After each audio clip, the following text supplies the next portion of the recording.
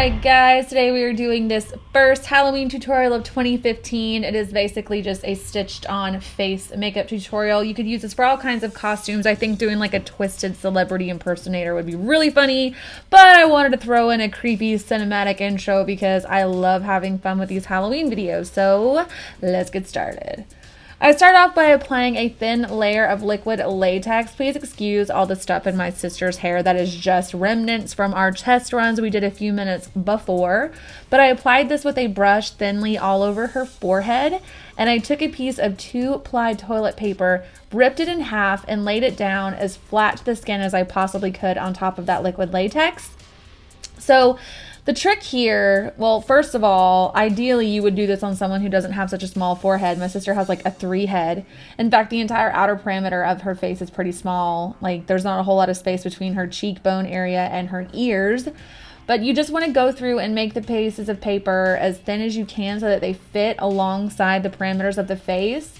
And what I'm doing here is basically just adding a little bit of liquid latex on the outside of the paper so it blends into the skin.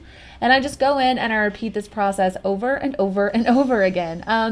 A similar technique was done in my zombie video that I did last Halloween, and I will leave a link to that down below.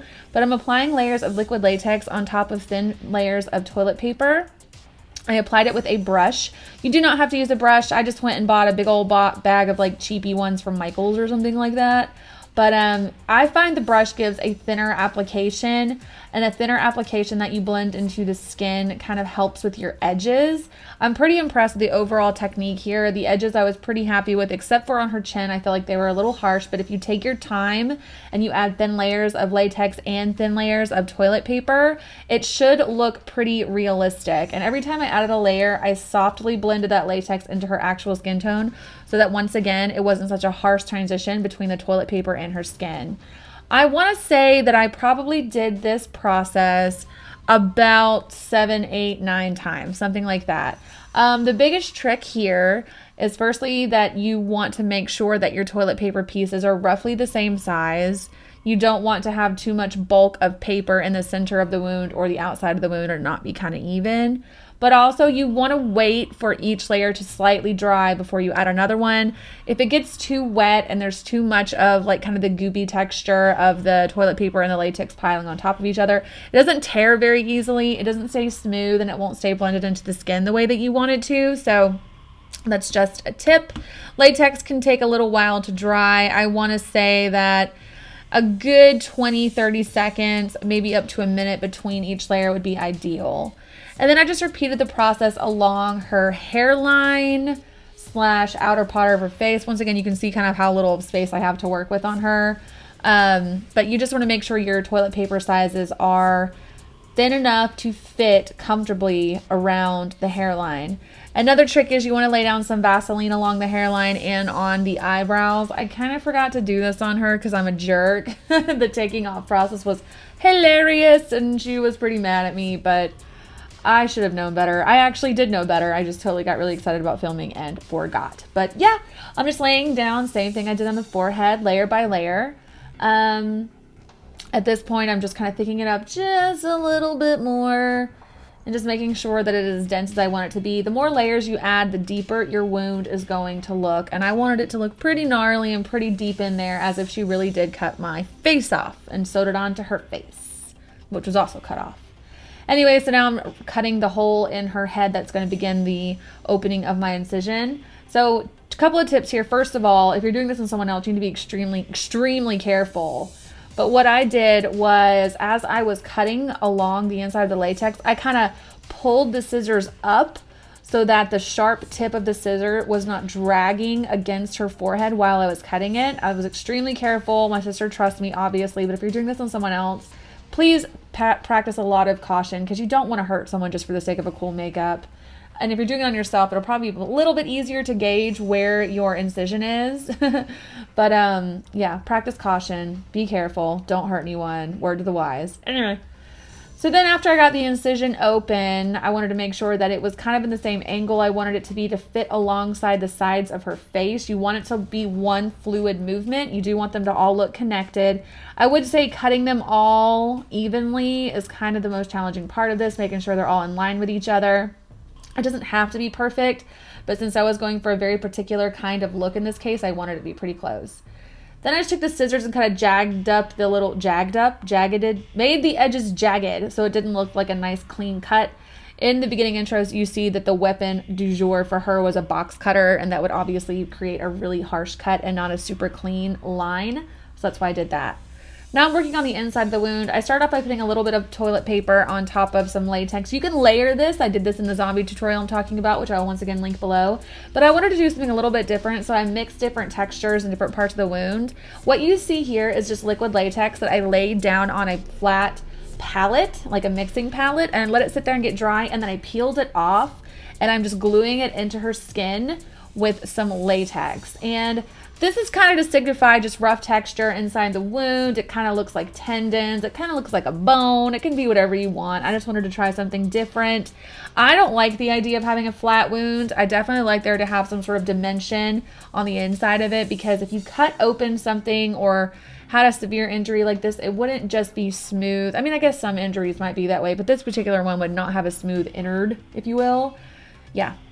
Now I'm just measuring out my thread. You want to make sure you're going to place your thread in the most narrow part of your wound. You don't want it to be super gaping open where you're going to lay the thread, because the idea is it's sewn on. So where it's sewn on at would be a little bit more tight or taut to the skin or flesh with that incision slash stitch. Does that make sense?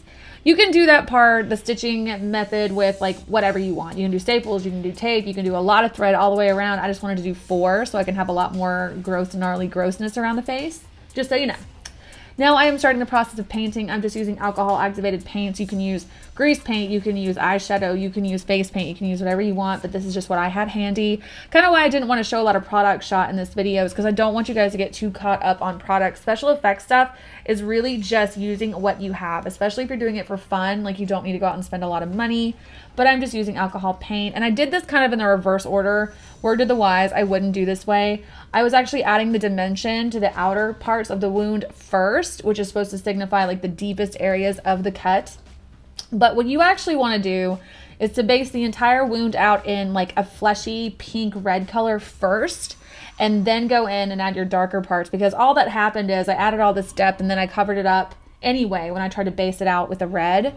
So what I'm going to do is basically, once I get the dark parts in, as I went in and I started adding the depth once more. But where I like to add the darkest parts are any parts that look like they recess away from the eye, or like right there in the center of her forehead, there's like a little circle. I made that darker, and along the lines of the latex that I laid down, I made the ridges darker. I made any little knots inside of it darker. You just have to kind of go back and forth and add and take away. It's like doing makeup. You want the darkest parts to be the furthest away from the center to create dimension. It's no different than contouring. We're just doing it with blood and guts and gore. Hells yeah. Now I'm just painting the edges of the wound. You don't want it to be like a stark flesh color. In her case, I could have left a little bit of that fleshy color there and it wouldn't matter because she's so fair and she's almost the same color as the latex. But if you're deeper complected, you're going to want to cover those areas up. That's my dog. She's about to go buckle out on somebody. Lily, don't even think about it. You just want to cover it and make sure you can't really see the color of the liquid latex slash toilet paper mixture. Otherwise, it kind of gives it away and it doesn't have the same effect. So I did add a little bit of yellow to kind of signify like fatty tissue and just kind of distressed skin, but you can add whatever colors you want.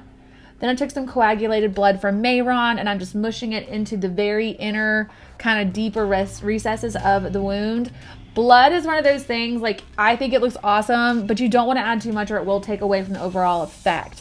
I just like to put the blood deeper inside of the wound as if those parts of it are still bleeding. And then I took some scab blood from Spirit and I used that to kind of place on other parts, maybe like on top of the dangly fleshy parts, mainly underneath the wound. That's kind of supposed to look like where it's dried a little bit and it's a little bit gooey and gross. And then I kind of just messed with it a little bit more to get the flappy skin down as far as I wanted it to go.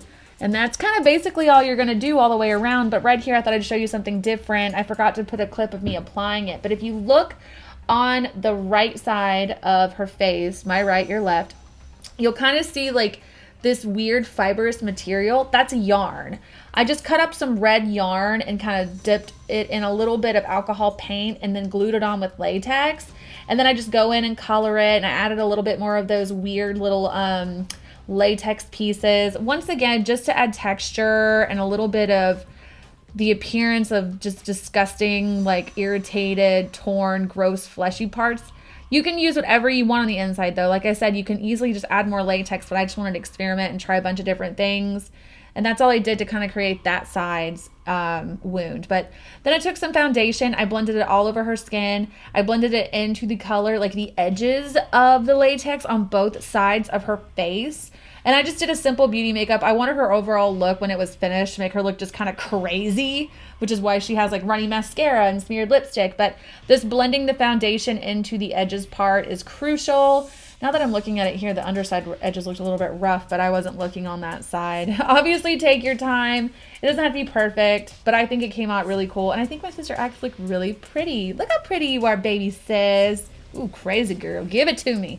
Work it. Yeah, you're a tiger in the jungle. Now I'm just adding stitches. And the easiest way I can think to explain this is once you have already potentially, hopefully, picked out where you're going to pick them down on the face. Wow, stuttering Stanley. Hopefully you've already decided where they're going to go and it's the most narrow part of your wound. I just measured it out, just a piece of black yarn, and I dotted down a little bit of eyelash glue and then laid them on top of the eyelash glue using tweezers to make sure that I got the precise location.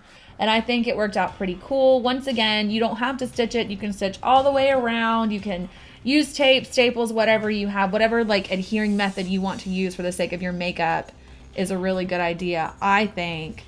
And then I went in and just added some more of that blood.